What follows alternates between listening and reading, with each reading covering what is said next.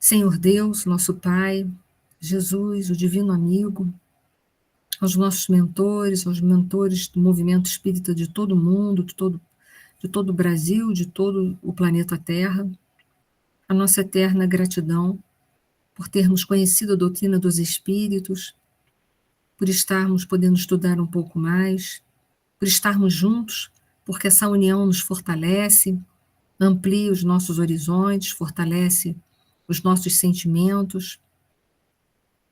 Obrigada, Senhor, pela encarnação. Obrigada por tudo que nós temos, até mesmo pelas nossas provas e expiações. Que essa nossa prece, através dos nossos pensamentos, possa ir ao encontro de todos aqueles que são motivos das nossas preocupações. Possa também envolver o planeta Terra num clima de paz e de amor. Gratidão por tudo, que assim seja. Então, gente, a gente vai hoje dar sequência à história, à antiga lenda egípcia do peixinho vermelho, que a gente já viu de onde é que ela se originou para que Emmanuel colocasse ela no livro Libertação. Então, a gente está num determinado ponto que o peixinho vermelho estava à frente, né, de toda a aventura e ele pensou, não será melhor pesquisar a vida e conhecer outros rumos? Ou ele optou pela mudança? Só que muitas vezes a gente está na frente da mudança e a gente tem medo, porque a gente sempre pensa assim, o que será que vai ter lá? Né? O medo faz a gente pensar nisso, né? Ah, não sei, eu não sei o que vai ter lá, mas só tem um jeito da gente saber o que tem lá, é a gente indo lá. E foi exatamente isso que ele fez. Ele resolveu se lançar, ele confiou que tudo daria certo. E a gente também precisa ter esses pensamentos dentro de nós. Porque o máximo que pode acontecer é a gente ir lá e ver que não é bom. E aí o que a gente faz? A gente volta. Volta, isso aí, gente, a gente volta, né? Porque se não é bom, é só a gente voltar. Então, não tem o que se preocupar. Se não for bom, se não der certo, é só retornar. E aí vamos ver lá a continuidade deles. Aguardo vocês também dentro do chat, o que vocês quiserem colocar em cima da história. E aí, ele estava muito magro, a gente sabe, porque ele não podia, ele não tinha conforto, ele não tinha direito às melhores comidas, porque os peixes gorduchos, ambiciosos, iam na frente e comiam toda a comida dele. Vamos ver o que a Isilda colocou aqui, deixa eu entrar aqui, que aí eu saí lá. Acho que às vezes nos acomodamos, por isso não damos o passo de ir até lá. É verdade, a gente fica naqueles nossos limites de segurança, né? Naquele conforto da mesmice, e não temos coragem de ir. E é preciso a gente sair da mesmice, dos nossos limites de segurança, e a gente ir para ver os rumos. É como a gente acabou de colocar. Se não der certo, retorna. A vida é assim. É erros e acertos. E a gente vai estar aprendendo de qualquer maneira. Mesmo o erro ensina para a gente o que a gente não deve mais fazer. Então está valendo a pena. O que não pode é deixar uma oportunidade, às vezes, passar, e às vezes é uma oportunidade tão preciosa como a do peixinho vermelho. Já pensou se ele não fosse? Quantas coisas ele teria perdido? E aí a gente vai ver que aquela magreza, aquela abstinência que ele passou, ou seja, todas as provas e expiações que ele teve que enfrentar, foi muito bom, porque despojou ele de bastante orgulho, de bastante egoísmo. Porque é isso que pesa na nossa bagagem. É isso que faz a gente ser gorducho e não passar pela porta estreita. A porta estreita só passa quando a gente começa a se despojar um pouquinho do nosso orgulho e do nosso egoísmo. Aí a gente consegue passar pela porta estreita.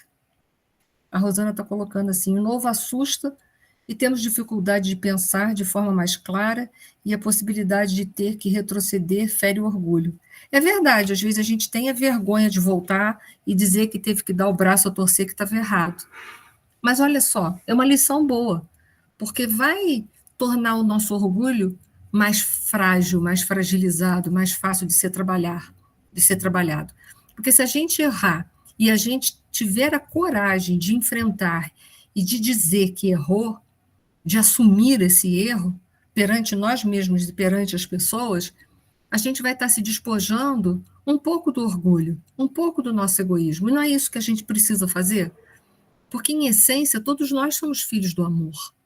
A gente só está equivocado por uma grande ilusão chamada orgulho e egoísmo. Então, eu sei que a gente pode ir quebrar a cara e ficar com vergonha de voltar. As pessoas são cruéis às vezes, falam mesmo: ah, você errou, hein? Mas a gente deixa para lá. A gente deixa para lá e segue: errei, sou falível. Pelo menos a gente já está conseguindo assumir.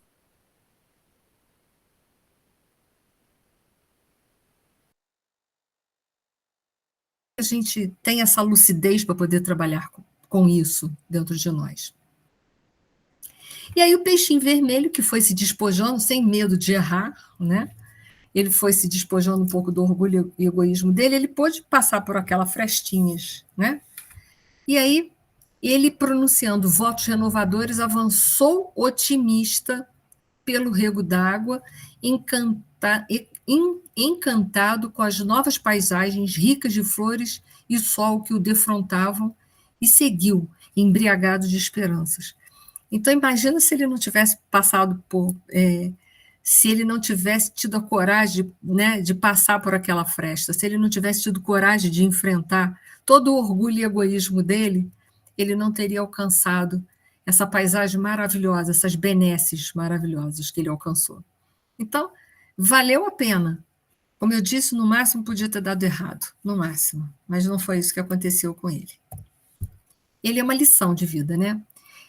E em breve ele saiu daquele pequeno laguinho, daquele individualismo, daqueles conceitos tão estreitos de vida, que é um conceito estreito de vida. Ele alcançou o grande rio. Ele começa, então, essa jornada dele é uma jornada de ir ao encontro das leis de Deus. As leis de Deus guardam um princípio de unidade. Então ele sai, né, daquele individualismo, daqueles conceitos estreitos, e ele agora vai começar a alcançar uma abrangência das leis de Deus. Ele alcança um grande rio, ou seja, ele começa a ver a vida de um ângulo muito mais aberto, mais profundo, porque agora ele está mais conhecedor das leis de Deus. E aí ele fez inúmeros conhecimentos. Ele começou a sair da ignorância e começou a caminhar na direção da sabedoria. Então, a gente vê que a história dele é uma história de evolução espiritual, e essa evolução só é possível à medida em que a gente vai mergulhando nas leis de Deus que estão escritas aonde? Na nossa consciência. Então, o caminho é o caminho para dentro. Então, ele faz esse caminho. E aí a vida ganha uma amplitude muito grande. E aí ele encontrou muitos peixes, muitos outros horizontes, muitas outras formas de vidas, outras formas de ver a vida. Encontrou famílias diferentes, porque a nossa família é o universo. Apesar de que o nosso universo hoje é um universo muito estreito. Ele representa, às vezes, no máximo, a nossa família direta. E aí ele encontrou famílias diferentes,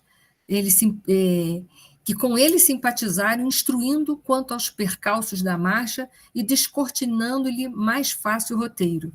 À medida em que o aluno, né, o discípulo está pronto, o mestre aparece. Então foram aparecendo muitos mestres na vida deles. E espíritos mais avançados, digamos assim, pessoas com um nível evolutivo muito maior, que foram acrescentando na vida dele. Então, valeu a pena ter passado pelas provas e ter passado pelas expiações. E ele, claro, né, ficou embevecido. E até a gente ficaria, né? E, habituado com pouco, vivia com extrema simplicidade, jamais perdendo a leveza e a agilidade natural. Quanto mais a gente é espiritualizado, mais a gente vive com pouco. Quanto mais a gente valoriza a vida material, mais coisas faltam para a gente. Ainda hoje eu conversava com uma pessoa sobre as questões, né, da nossa política brasileira, né, dos nossos políticos serem tão ambiciosos. Parece que nunca chega para eles o dinheiro que eles ganham, né? Quanto mais eles têm, mais eles querem. Então, já não é mais ambição, já é ganância, né? Então, quando a pessoa está muito na horizontalidade da vida, muito vivendo só os valores materiais, ele vive com muita fome, com muita sede, com muito frio, tudo falta para ele, tudo é pouco para ele.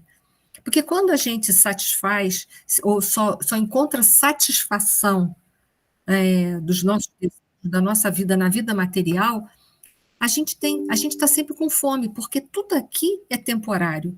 Então, se eu bebo um pouco de água agora, mas daqui a pouco eu estou com sede de novo.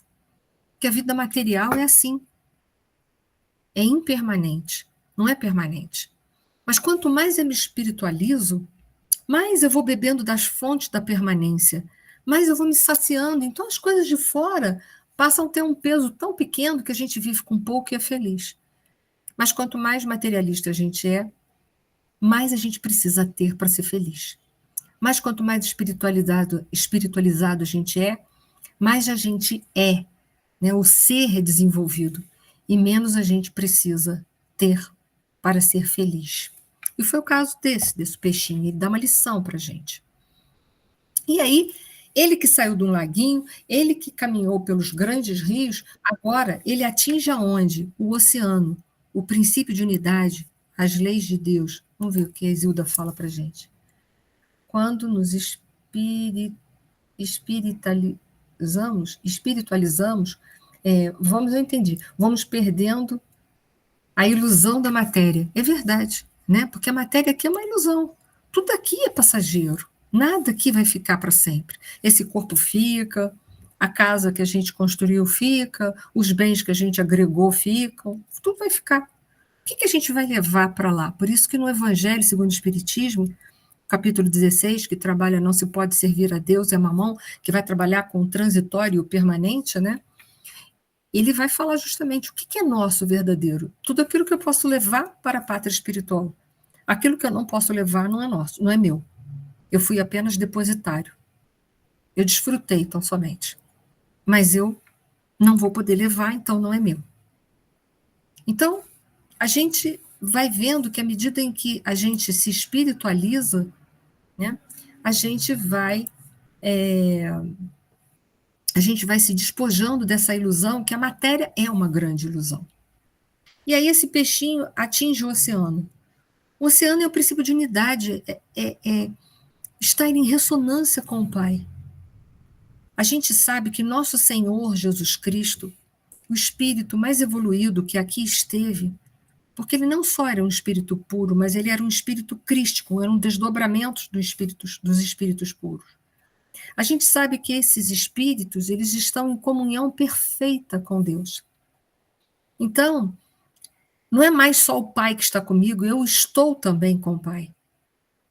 Então, quando a gente atinge esse ponto máximo da nossa vida, essa comunhão com Deus, a gente já está totalmente desmaterializado, a gente não precisa de mais nada da matéria. A gente está pleno, a gente encontra a felicidade que é eterna. É o reino dos céus que Jesus tanto falou aqui na Terra enquanto esteve aqui. E ele atinge o oceano e fica, claro, ébrio de novidade e sedento de estudos. De início, porém, fascinado pela paixão de observar, porque ele era um grande observador, né? Aproximou-se de uma baleia para quem toda a água do lago em que vivera não seria mais que diminuta ração. Impressionado com o espetáculo, abeirou-se dela mais que devia e foi tragado com os elementos que lhe constituíam a primeira refeição direta. Parece a história de Jonas, né? Mas vamos lá, vamos seguir, né? Ele foi tragado, né? De tão fascinado que ele ficou, chegou perto demais, né? E foi tragado. Muita luz também cega, né? A gente precisa ir devagar. Em apuros, é claro que o peixinho, como eu, todos vocês, se a gente fosse engolido por uma baleia, a gente ia orar para Deus, pedir, pelo amor de Deus, para sair de lá, né? Rogando proteção no bojo do monstro. E não obstante as trevas em que pedia salvamento, sua prece foi ouvida, porque o valente cetáceo começou a soluçar e vomitou, restituindo-lhe as correntes marinhas. O pequeno viajante, agradecido e feliz, procurou companhias simpáticas e aprendeu a evitar os perigos da tentação. Né? Um pouquinho de ganância, né? E ele não estava ainda totalmente preparado. E aí o que acontece? Né? Ele agora aprendeu de uma forma muito áspera. Mas é muito assim também que a gente aprende, não é verdade? A gente, às vezes, precisa ser engolido pelo próprio sentimento de grandeza que a gente traz dentro de nós. Porque, às vezes, a gente está tão cheio de si, né? Vem a vida, dá um, um, um, um tapa na gente, qualquer coisa, empurra, dá um sopro para ver se a gente acorda, né? E aí a gente cai na real que a gente precisa deixar de ser tão insuflado e ser mais natural, né? Porque todos nós juntos somos grandes, mas quando a gente tenta trabalhar na individualidade, nós somos muito menores do que nós podemos ou possamos imaginar. E aí o peixinho foi levando, né? E aí é claro que ele mudou as concepções do mundo dele. É claro que sim, a gente muda as concepções do mundo. Já imaginou quando a gente conheceu a doutrina dos espíritos, a gente tinha antes uma concepção do mundo. Depois da doutrina dos espíritos, a gente passou a ter uma concepção do mundo muito mais abrangente do que nós tínhamos anteriormente. Só da gente, por exemplo, conhecer, ele ampliou a consciência, o que a Alessandra falou. Ele foi abrindo, ampliando a consciência dele. Porque a consciência, gente, está adormecida. Ela só vai ampliando. A gente não ganha uma consciência, a gente amplia uma consciência. E aí ele ganha uma concepção, uma consciência maior do que significa a vida. E aí ele já entendeu perfeitamente, nesse momento da vida dele, que a vida material é só uma ilusão, que a gente está aqui só de passagem. Né? E viu que a vida era muito mais do que tudo isso. E aí descobriu a existência de outros peixinhos que, como ele, eram estudiosos, eram delgados, fininhos, por quê? Estavam despojados, desapegados. Na verdade, né, o desapego nosso é desapegar-se de si mesmo, do nosso orgulho de egoísmo. Então ele descobriu outros peixinhos que, como ele, tinha feito essa trajetória de desapego de si próprio, de desapegar-se de si mesmo. A gente está tão apegados a nós mesmos porque a gente é extremamente orgulhoso e egoísta. Então ele conheceu outros peixinhos delgados, aqueles que já tinham se despojados de si mesmo. Eu costumo falar que o nosso último desapego é o desapego a si próprio. A gente vai desapegando das coisas ao redor, né, da vida material e coisa e tal. E o último desapego é de si próprio. Isso não significa que a gente perca a nossa individualidade. A gente perde o nosso individualismo, que é diferente. A gente continua individual, mas perdeu o individualismo. E aí ele encontrou outros que, como ele, se encontravam da mesma maneira, no mesmo patamar de existência, com a mesma consciência dilatada que ele se encontrava. E é claro que um dia que a gente puder viver entre outros que pensam dessa forma, olha como o mundo vai ser bom. Já pensou um mundo onde todo mundo é fraterno? Gente, sonho de consumo viver nesse mundo. Saber que todo mundo é fraterno. Que se eu entrar num processo de necessidade, alguém vai me amparar, porque como eu sou fraterno às necessidades dos outros, as outras pessoas são fraternas quanto às minhas necessidades. Já pensou que mundo maravilhoso de se viver? Onde não tem ninguém competindo, ninguém tentando tirar o teu tapete, ninguém tentando te derrubar, mas um mundo em que trabalha todo mundo cooperando para chegar no mesmo lugar. Então não tem ninguém interessado em ver você caído na beira da estrada para se sentir maior, para poder se sentir mais importante. Mas onde todo mundo vai dar as mãos para que todos possam alcançar o pódio ao mesmo tempo. Olha que mundo maravilhoso. Então é claro que ele tinha que viver sorridente e calmo, porque o peixinho está mostrando o que nos aguarda, porque está no livro Libertação. Do que a gente tem que se libertar? Qual é a treva que habita dentro de mim? Esse livro vai retratar as trevas. As trevas é criação nossa. Se nós pegarmos um livro do André Luiz, intitulado Evolução em Dois Mundos, quando vai falar do primeiro capítulo sobre o fluido cósmico universal, lá em dado momento vai dizer que tem dois tipos de co-criadores. Todos nós somos co-criadores, mas tem os co-criadores em plano maior, que são os espíritos crísticos, e tem os co-criadores em plano menor, que somos nós. O que nós construímos? O nosso perispírito, a nossa psicosfera e os umbrais. Isso é que é triste de descobrir isso. Ah, isso aqui é uma periquitinha que está aqui do meu lado. Está me ajudando a dar aula, tá, gente? Não se assustem. Vocês escutaram, né? É uma contribuição desse serzinho maravilhoso que está me ajudando a dar aula. A Alessandra adorou, né? Eu adoro animais.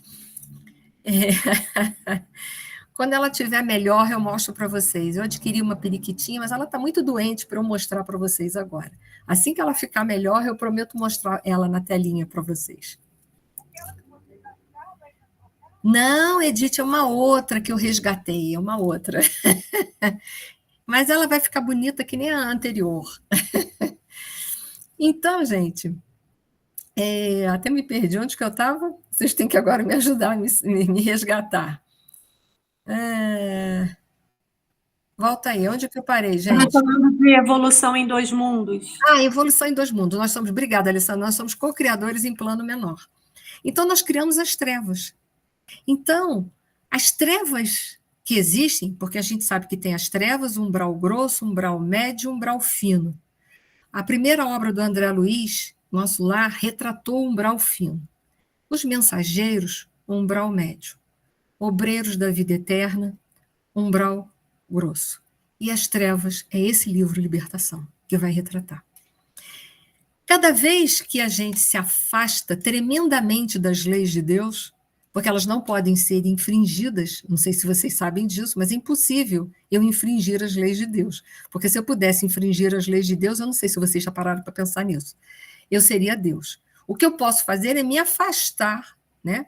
Deus, na sua misericórdia plena, no seu amor pleno, ele me dá o livre-arbítrio de eu me afastar, mas eu nunca vou poder infringir. Tem um limite, por isso que tem limite. Eu não posso infringir, eu não posso, digamos, me afastar a vida inteira, porque isso seria o infringir, né? A gente tem limite. E esse livro vai mostrar para a gente o limite, tudo tem limite. O Gregório chegou no limite dele, ou ele despertava ou ele reencarnava compulsoriamente. Então, a gente tem que entender que a gente pode se afastar. E as trevas é o grau máximo de afastamento que nós tomamos. Então, nós precisamos resgatar isso dentro de nós. E aí a gente tem que perguntar, qual treva ainda habita dentro do meu coração? Porque nós somos seres que possuímos luz e treva ainda. Nós ainda temos o bem e o mal dentro de nós. E aí a pergunta é, o que tem dentro de mim que é tão trevoso que eu preciso trabalhar? Esse livro é para isso. Bom, aí esse peixinho, né, encontrou inúmeras criaturas, encontrou a felicidade, encontrou o reino dos céus, em que Jesus tanto falou para todos nós, né? E aí o peixinho pensou, e o que ele sentiu? Porque aquele que já está em Deus, né, ele é pleno de amor, ele sente compaixão do outro. Daquele que conviveram com ele na infância, no passado longínquo, em outras vidas. E aí ele sabe dos sofrimentos que é viver nesse momento que nós estamos vivendo aqui no planeta de provas e expiações. E o que ele faz? Como todo aquele que já é altruísta, que tem muito amor no coração, ele decide voltar de uma forma amorosa para ajudar aqueles que estão na retaguarda. Foi o que Jesus fez na sua vinda. Ele está aqui, ele veio para nos resgatar e continua trabalhando em prol do nosso resgate. Olha, é sempre assim, o amor é a força mais poderosa que tem no universo, porque Deus é amor. E aí ele pensou naqueles amigos dele, sabe que eles não eram maus, eles estavam mal, mas não são maus. E ele pensou, eu vou voltar para passar isso tudo para eles, para dizer para eles que tem coisa melhor. Jesus fez isso. Veio, falou para a gente que tem coisa melhor. O que a gente fez com ele? Botou na cruz, né? Isso aqui é triste. E aí, né? Ele começou a fazer a viagem de retorno para ajudar a resgatar aqueles que estavam na retaguarda por amor, porque a gente é assim. Como a gente pode ser feliz sabendo que um irmão nosso vive em sofrimento? Como? Depois que a consciência abre de verdade, que o amor está instalado dentro do nosso coração, é inconcebível saber que tem alguém em sofrimento e não fazer nada. Então ele volta. Volta como muitos voltaram, para deixar grandes lições para todos nós, para nós sairmos dos ciclos reencarnatórios de dor. Ele volta. Né? Ele volta porque ele está cheio de amor dentro de si próprio. Amor verdadeiro, não aquele amor encarcerado, que é o amor orgulhoso, que é o amor egoísta. Não, é aquele amor altruísta, que é um livre fluxo de dentro para fora e de fora para dentro. Esse amor livre, né? Ele vai regressar para falar com aqueles todos, né? Para alertar todos eles. E aí ele vai chegar, né? Todos os peixes continuavam pesados e ociosos, repimbados nos mesmos ninhos lodocentos, protegidos por flores de lótus, de onde saíam apenas para disputar larvas, moscas ou minhocas desprezíveis. Gritou que voltara a casa, mas não houve quem lhe prestasse atenção, porquanto ninguém ali havia dado pela ausência dele. Ninguém nem notou que ele saiu, então como é que ele voltou? Então ninguém nem notou ele, né? Mas ele gritou, e estavam todos ali, aquela mesmice. Mas aí a gente vai lembrar das trevas, das leis de Deus que a gente não pode infringir, a gente só pode se afastar, porque se a gente pudesse infringir, a gente seria mais poderoso do que Deus. Então Deus nos permite um afastamento máximo. O afastamento máximo é as trevas. E aí ele volta para retirar aqueles peixinhos dali, mostrando para eles que sai daí, porque, né? Isso tem limite. O mal tem limite. Você não vai poder ser mal, preguiçoso a vida inteira, viver na ociosidade a vida inteira. Isso tem limite. Saia daí antes que dor maior vá te visitar. Antes que a tua reencarnação seja compulsória. Para que você quer isso? Para que você quer? Não é? Ele volta para alertar.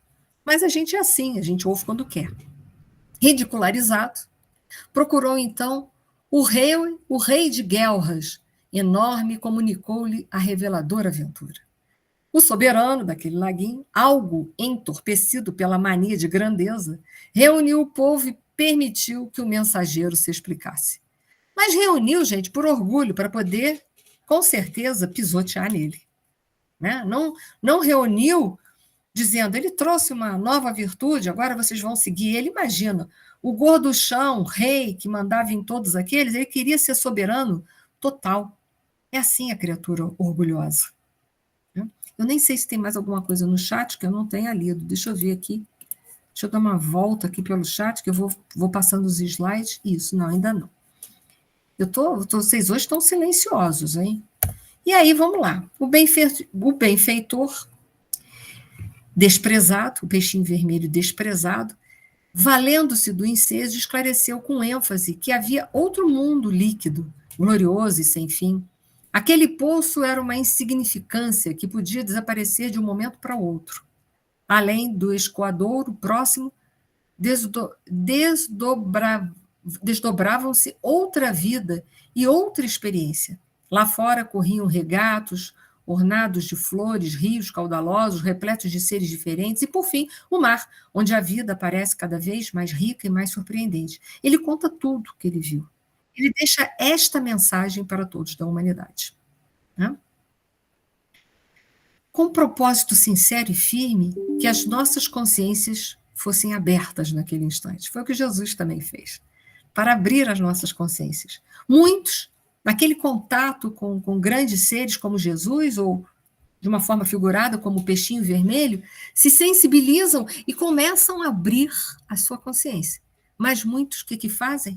Optam e escolhem por Barrabás e mandam destruir aquele mensageiro, mandam destruir o peixinho vermelho, porque ele está incomodando, está querendo retirar as pessoas do seu conforto, do seu limite de segurança, da sua zona de conforto. Então, se atrapalhar demais, a gente vai tirar da lista. E o peixinho vermelho está correndo risco. Ele descreveu. Entendi. A Sérgio escreveu no chat. Opa, deixa eu ir lá ver, que eu não vi. Só que a porta era estreita. Ah, pois é, e não ia passar os gorduchões, né? Os gorduchões não passariam, porque os gorduchões teriam que abrir mão do seu orgulho e egoísmo, abrir mão de que não são superiores, abrir mão que não são todos poderosos, né? Então, isso seria muito complicado, mas o peixinho vermelho não deixou de cumprir com a missão dele. Isso é uma lição sublime, mesmo que ninguém queira nos ouvir, mesmo que as pessoas ridicularizem a gente deve permanecer firme, fiel naquilo que a gente veio fazer. Se a gente já sabe que hoje ser bom é bom, vale a pena, é bom para a gente, por que não ser bom? Ah, não vou ser bom porque as pessoas vão dizer que eu sou uma pessoa boba, frágil. Deixe as pessoas falarem o que elas quiserem. Faça o melhor que você puder. Mesmo que as pessoas digam, mas ela é tão boba, ele é tão bobo. Isso não importa. Importante a gente ter a meta em mente aquilo que nós viemos fazer aqui. Se a gente veio e tem a possibilidade de fazer o bem, façamos, mesmo que nós possamos ser ridicularizados em algum momento. Mesmo que alguém chame a gente de bobo em algum momento. Né? A Alessandra está colocando assim, se eu sair é porque acabou a luz aqui em casa, tá bom. Eu pensei que eu sei. Então tá tranquilo, Alessandra, valeu. Então, ele vai, passou tudo, falou para todos os peixinhos, não só para o rei ali daquele lago, né? Rei aqui na colocação de hierarquia, né? De colocação de posição social, e não rei daquele que tem a retidão, que sabe viver, né? Porque tem culturas diferentes, a palavra rei tem significados diferentes, né? A gente, quando fala rei, pensa uma pessoa com uma colocação superior na sociedade, de posse de autoridade, né? De poder, melhor dizendo. Mas tem o rei que representa a retidão, aquele que vive, né, na retidão das leis de Deus. Mas esse rei gorduchão era aquele que tinha apenas um cargo de função superior ali, materialmente falando, mas não tinha autoridade moral nenhuma. Ele conta para todo mundo, inclusive para ele, e vai seguindo o caminho dele. Vamos avançar na historinha. Assim que ele terminou, não podia ser diferente, né? Todos aqueles que vieram trazer ideias diferentes foram ridicularizados, foram sacrificados de alguma maneira. Assim que terminou, gargalhadas estridentes coroavam-lhe a preleção. Ninguém acreditava nele. Alguns oradores tomaram a palavra e afirmaram solenes que o peixinho vermelho delirava, que outra vida além do poço era francamente impossível, que aquela história de riachos, rios e oceanos era mera fantasia de cérebro demente, e alguns chegaram a declarar que falavam em nome do Deus dos peixes, que trazia os olhos voltados para eles unicamente. E quantos não foram aqueles religiosos de todos os tempos que fizeram a mesma coisa que esses peixinhos nesse lago? Né? Falaram que em nome de Deus, que aquilo tudo era mentira, que nós não podíamos acreditar que Deus era bondade, misericórdia, que existia reencarnação, que existia vida pós-morte, que existia, enfim, todas essas coisas que nós hoje sabemos. E aí a gente fala assim, quantos representantes religiosos assim fizeram, mantendo as consciências algemadas, né, na ilusão da matéria, mas essas pessoas de outrora que assim fizeram, pode ser ou poderia ter sido qualquer um de nós que estávamos lá fazendo isso naquela época, ou reforçando ou batendo palma para esses que escravizavam as consciências humanas. Mas que hoje a gente não escravize mais. Que hoje a gente liberte as pessoas. Que a gente não prenda mais as pessoas por nenhum conceito religioso, porque conceito que vem de Deus mesmo, que está embasado nos princípios das leis de Deus, não acorrentam nenhuma alma humana. O soberano da comunidade, para melhor ironizar o peixinho, dirigiu-se em companhia dele até a grade de escoamento e, tentando de longe a travessia, exclamou borbulhante: não vês que não cabe aqui nenhuma só de minhas barbatanas? Grande tolo, vai-te daqui. Não nos perturbes o bem-estar. Nosso lago é o centro do universo. Ninguém possui vida igual a nossa. Né? Então, ninguém possui vida igual a nossa. Então, só existe esse mundico aqui. Não existe mais nada além das fronteiras. Pode falar, Márcia. Pode falar. Você lendo aqui, aí agora, eu lembrei da conversa de Nicodemos com Jesus, quando Jesus fala da reencarnação, de renascer, né, da barriga da mãe, e ele fala assim, mas como é que eu vou voltar para a barriga da minha mãe? Ele não compreendia ainda bem que A reencarnação não significava do mesmo corpo, né? Mas sim voltar um novo corpo, nascer de novo da barriga da mãe, mas um outro corpo, em uma outra época da vida, né? É mais ou menos a história também do peixinho vermelho. E quantas vezes a gente era representante de religiões e a gente escravizou as pessoas, fazendo as pessoas acreditarem que isso era um absurdo, que reencarnação era um absurdo, por exemplo, né? Eu estou dando só um exemplo, né? Mas quantas coisas mais a gente pode incutir na cabeça das pessoas, né? Achar que Deus trabalha com culpa, que trabalha com medo, né? Quantas religiões pregam esse tipo de Deus? Um Deus vingativo, um Deus mau, um Deus perseguidor. E quantos de nós já acreditou nisso, já pregou isso? Então, não é fácil quebrar paradigmas, porque o que esse peixinho vem fazer é quebrar paradigmas. E ele vem e foi ridicularizado, né? Porque o peixe lá, o Todo-Poderoso, você não vê, não passa aqui nem uma barbatana minha, que palhaçada é essa você dizer que existe outro mundo? Né? Não existe nada, você está maluco, né? Bom, foi expulso a golpes, a sarcasmo, o peixinho, então teve que realizar a viagem de retorno e se instalar definitivamente no Palácio de Coral, aguardando o tempo. Porque é assim, nós precisamos de tempo para amadurecer. Né? E os grandes espíritos, os espíritos que têm mais evolução, eles respeitam o nosso livre-arbítrio.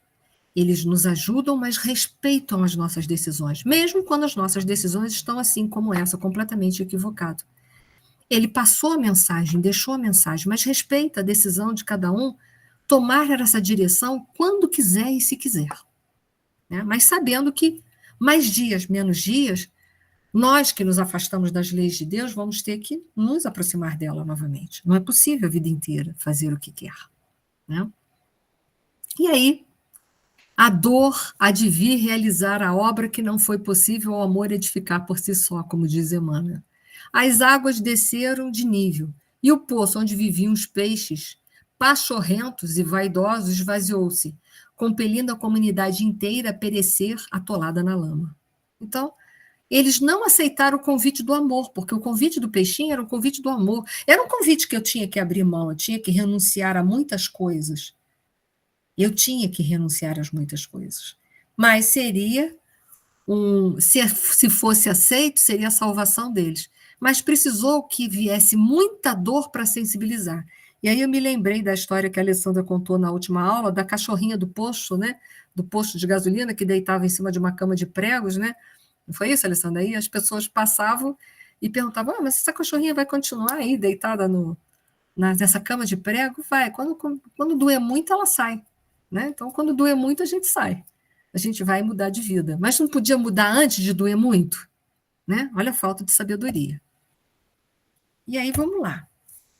E aí, ele volta para o Palácio de Corais, espera todos nós, como Jesus está aguardando, e já se passou mais de 2000 anos e a gente ainda está pelejando, ainda tentando entender os ensinamentos dele, ainda tentando pôr em prática os ensinamentos de Jesus. E o peixinho reforça tudo isso para a gente. É uma lenda, mas vem falar da lenda dos muitos missionários, dos muitos espíritos puros que aqui tiveram, que foram missionários, trabalhadores de Jesus, né, como está no livro A Caminho da Luz, no livro Emmanuel, por Emmanuel, que vai falar de tantos trabalhadores de Jesus que Jesus enviou, como Buda, Lao Tse, Furri, né, e tantos outros, né, de outras religiões que vieram também, em todos os tempos da humanidade, trazerem ensinamentos para a gente se espiritualizar e sair dos ciclos reencarnatórios de dor. Mas a decisão é sempre nossa. A decisão é nossa. Sair ou permanecer nas trevas. Sair das trevas ou ir na direção da luz, sabendo que sair para a direção da luz se paga um preço. Mas não esqueçam, gente, ficar nas trevas também se paga preço. Então, que nós possamos seguir o peixinho vermelho, que nós possamos trabalhar neste livro com as trevas que habitam dentro de nós. Porque se esse livro vai retratar as trevas, não é para a gente olhar as trevas dos irmãos, mas é para a gente identificar o que em mim ainda me deixa tão preso à vida material? É para isso que servem esses livros. Para a gente ter misericórdia, para a gente ter amor de nós mesmos e dos outros. Para a gente tomar decisões, sair da nossa zona de conforto, como o peixinho fez, e ver novos horizontes que a doutrina, que os ensinamentos de Jesus há mais de 2000 anos deixaram para a gente, mas que a gente insiste de forma teimosa a ficar ali, a permanecer na mesmice da nossa vida. Eu sei que mudar dói, mas essa dor é muito menor do que a gente continuar insistindo no erro, onde a cada erro se somará mais um nível de dor. Saiamos nós das nossas trevas, que nós possamos nesse livro identificar o que em nós precisamos mudar, o que em nós podemos, o que temos dentro de nós que pode contribuir na sociedade. Será que nós também já não trazemos dentro de nós um pouco desse peixinho vermelho em relação a outras consciências? Será que em relação a outras consciências nós já não somos o peixinho vermelho que poderíamos já estar trabalhando para libertar essas consciências? Então, o livro Libertação vai ser um livro de muita libertação para todos nós. E que nós possamos ajudar muitas outras consciências com pouco que a gente sabe que pode ser pouco, mas para aquele que está na retaguarda, às vezes pode ser muito. Que nós possamos ajudar a outras pessoas a se libertarem também. E ampliar as suas consciências na direção das leis de Deus, que são amorosas e misericordiosas. Então, gente, era o que eu tinha para falar. Eu acabei. Vocês têm alguma colocação? Aproveitem, nós temos tempo de sobra para vocês falarem e se colocarem. Hoje vocês estão calados. Pode falar, Rosana. Eu estive pensando também, né, quando você falava, que muitas das vezes a gente precisa de tempo para amadurecer. E o peixinho mostrou que ele foi relutante, né, mas ele venceu os seus próprios medos e caminhou. Então, isso demonstra que quando a gente quer, né, se a vontade é maior, mesmo num estado ainda de consciência não muito elevado, você pode, aos poucos, ir incutindo a nova visão para que você se aproprie dela e vença, né? Então, Sim. isso pode ocorrer nos nossos dias, né? E como você falou da reflexão, quais são as nossas trevas, né? E tem várias, né? Tem várias vicissitudes que precisamos reconhecê-las para que aos poucos a gente vá se modificando, né? Pensei nisso. Eu pontuei os teus dias após dias, né? Que você falou, então é um processo. A gente não vai também sair da nossa zona de conforto de uma hora para outra, de repente. A gente vai abandonando o homem velho pouco a pouco. Isso é uma boa mudança. Quando a gente vai fazendo pouco a pouco, a mudança é bem enraizada, se torna uma mudança muito enraizada. Que às vezes a gente tenta dar salto maior do que a perna e não dá conta. Então, eu concordo com você, a gente tem condições de pouco a pouco, mas a gente também tem condições de pouco a pouco passar também, que você também colocou, um pouco do que a gente sabe para outros que estão vindo também começarem a se libertar pouco a pouco daquilo que está amarrando, do que está prendendo, do que está atando as pessoas ainda à ilusão da matéria. Porque o mundo material é uma ilusão. Está lá no Livro dos Espíritos, né? Eu fiz aquele curso há pouco tempo, Matéria e Espírito, quando eu falei, Kardec disse para a gente que o mundo material poderia nunca ter existido. Isso é uma lacuna científica, né? Então, a matéria é uma ilusão, e por que a gente está mergulhado nessa matéria? O que está me deixando preso? Talvez seja a primeira pergunta, né? Me tirando as minhas cascas grossas, né? Como o peixinho vermelho foi tirando, suas imperfeições, todas muito bem filhas do orgulho e do egoísmo, ele foi descascando, né? Até que ele conseguiu se despojar do próprio individualismo dele. E a prova total disso foi que ele voltou para todos nós. Mas foi muito boa as tuas colocações, Rosana. Pode falar, Alessandra. Hoje eu estava ouvindo uma palestra da Lúcia Helena Galvão, falando sobre esperança, e aí teve um certo momento lá da palestra que ela fez uma colocação, uma frase apenas, mas ela está ecoando na minha mente até agora, né? E eu acho que tem um pouco a ver. Ela estava falando da importância da nossa atitude no despertar, né? Que o filósofo questiona muito esse simples ato da gente acordar todo dia. E que todo dia, ao acordar, a primeira coisa que nós deveríamos refletir é para que mais um dia? E aí a gente pensar, né? O que eu posso fazer durante esse dia que está se iniciando e na busca dessa minha transformação, na busca de auxiliar o outro, de me aprimorar, de progredir. Eu pensei até em escrever essa frase e colocar aqui no meu espelho todo dia de manhã, quando eu levantar, a partir de amanhã, para eu me recordar disso, porque eu achei muito significativo. Adorei esse para que mais um dia, né? Para que mais um dia eu estou aqui? Para quê? Para quê? É uma pergunta filosófica, né? Para é filosófico, né? Para quê, por quê, como, né? Para quê é filosófico. E é uma coisa muito interessante, né?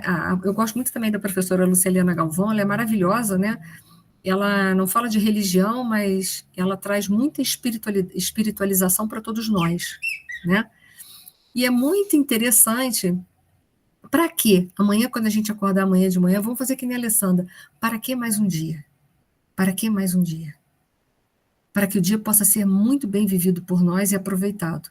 Primeiro que a gente sabe, se está aqui é porque precisa. Agora, para que é este dia para mim? Para quê?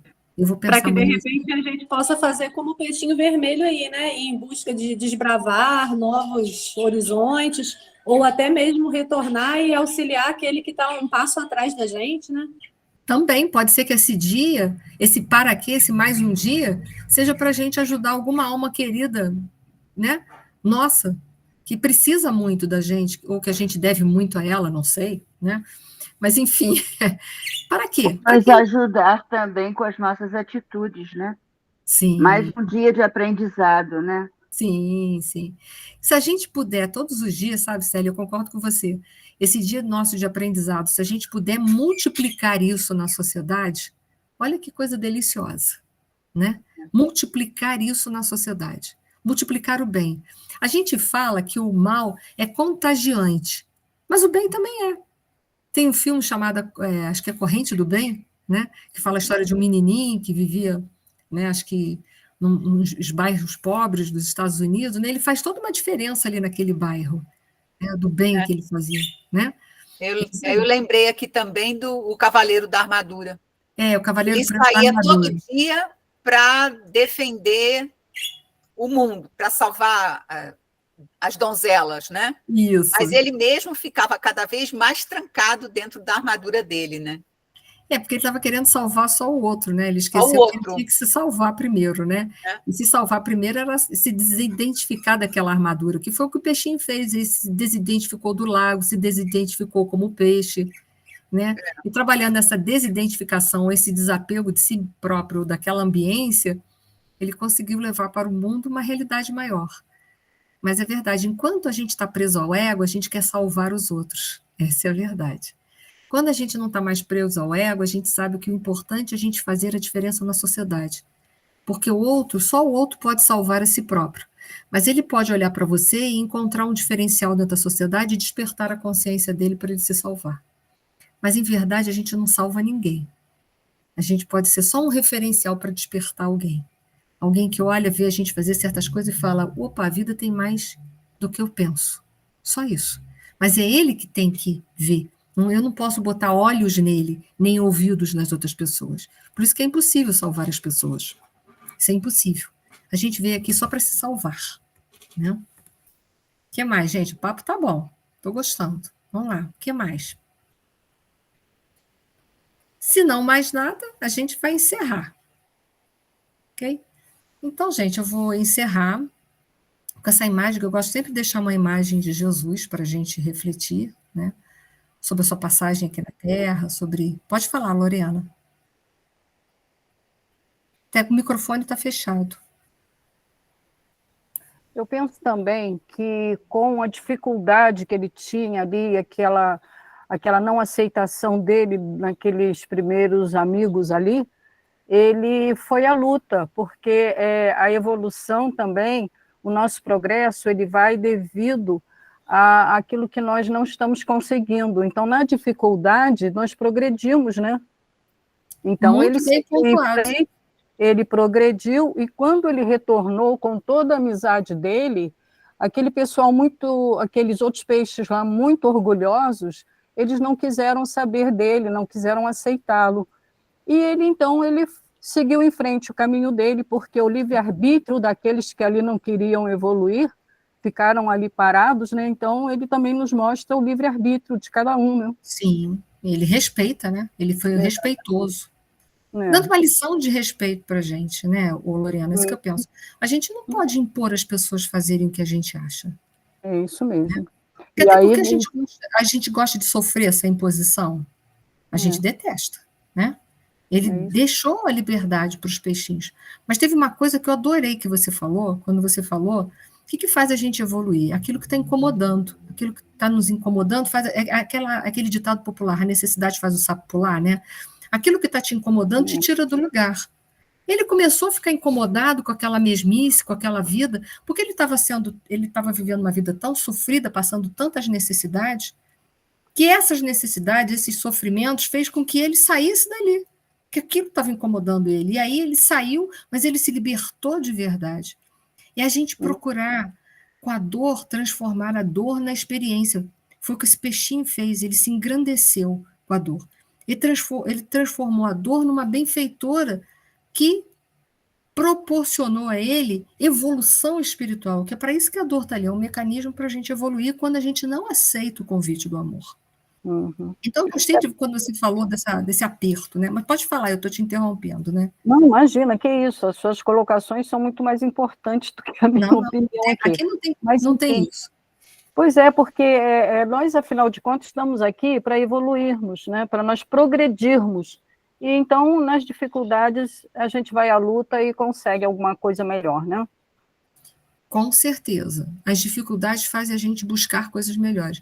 Se a gente for observar os momentos de mais dificuldade da nossa vida, que a gente já viveu, todo mundo aqui já passou reveses na vida de várias formas, né?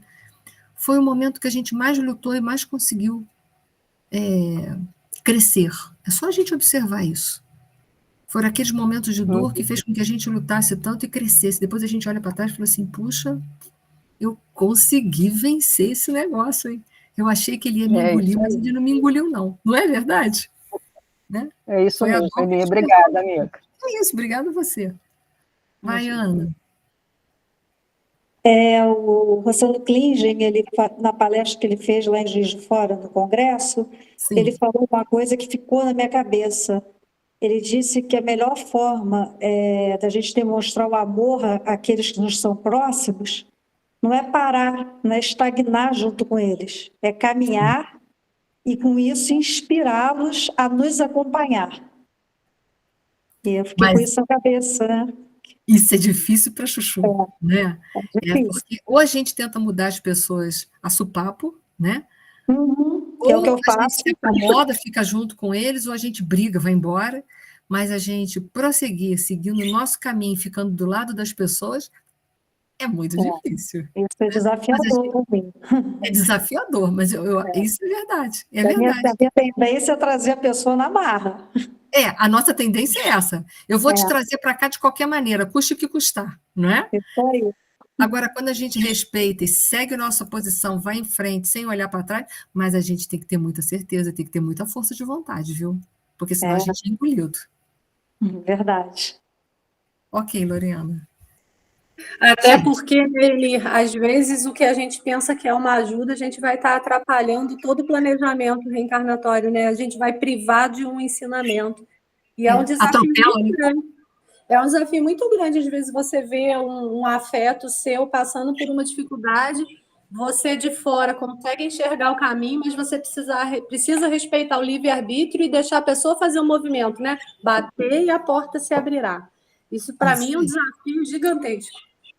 A gente confunde muito ainda, Alessandra, intercessão com intromissão. Isso é que é problemático na nossa vida. Verdade. Às vezes a gente não sabe o limite por aquilo.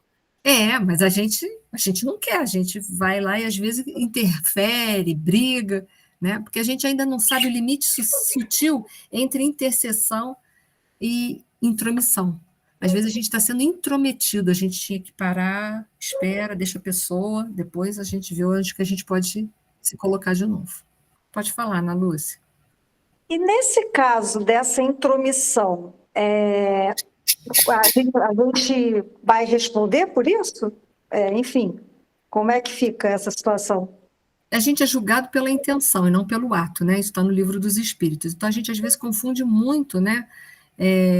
O ato de fazer isso com a intenção. Se a sua intenção foi a melhor, entenda, você vai ser julgada pelo teu melhor. Então você vai ter atenuantes e muito, né? Então é isso que a gente precisa pensar, né?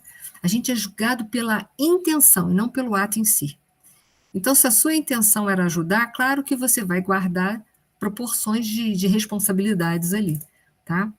É isso que a gente entende da doutrina, tá? Não sei se eu me fiz entender. Entendi. Tá? E é o que Jesus fez, né, Eugênia? Sim. Ele chegou, deu o recado. Sim. Pode esperar 2000 anos um dia, a gente vai entender. E por menos que a gente queira, em algum momento a gente serve de exemplo para os outros. Sim. Eles não seguiu. Eles não quiseram aprender, que pena, né? A compaixão fez com que ele voltasse. Sim. Mas ele não poderia deixar de seguir o caminho dele, né? Então, você mostra o que é e segue o teu caminho. Mesmo que os outros não entendam e nem queiram saber. E eu gosto muito quando é difícil, né? Mas a gente vê pela historinha dele, é assim, comece pelo necessário. O que eu tenho que fazer? Santo Agostinho foi preciso nisso, né? Comece pelo necessário. Vou lá contar os azulejos, ver onde eu posso passar, o que eu posso fazer sem imposição. Vou lá e faço. Sim. Se eu fizer e der resultados bons ou não, eu volto para mostrar que existe a possibilidade. Aí você fez o necessário, o possível, e cada um vai fazer aquilo que for capaz de fazer. Exato. Afinal, reencarnação é uma coisa muito linda. É tanta oportunidade, a gente tem uma dificuldade enorme de entender. Eu acho que a lenda do peixinho mostra exatamente o que é a nossa reencarnação. E aquilo que a Alessandra falou, refletir todo dia. O que eu posso fazer hoje e o que eu tenho que deixar de fazer a partir de hoje. É isso aí. Para que mais esse dia, né? Para que mais esse dia na minha vida, né? É isso, gente. Foi muito enriquecedor, tá vendo? A gente trocando, fica muito gostoso, fica muito bom. Vamos prosseguir trocando. Mas agora acabou, né, gente? A nossa aula acabou. Então, e o que eu desejo a vocês é que a paz de Jesus, o nosso divino mestre, nosso modelo e guia, ele envolva os nossos corações hoje e sempre, que a gente possa ter uma semana maravilhosa de muitas realizações, tá?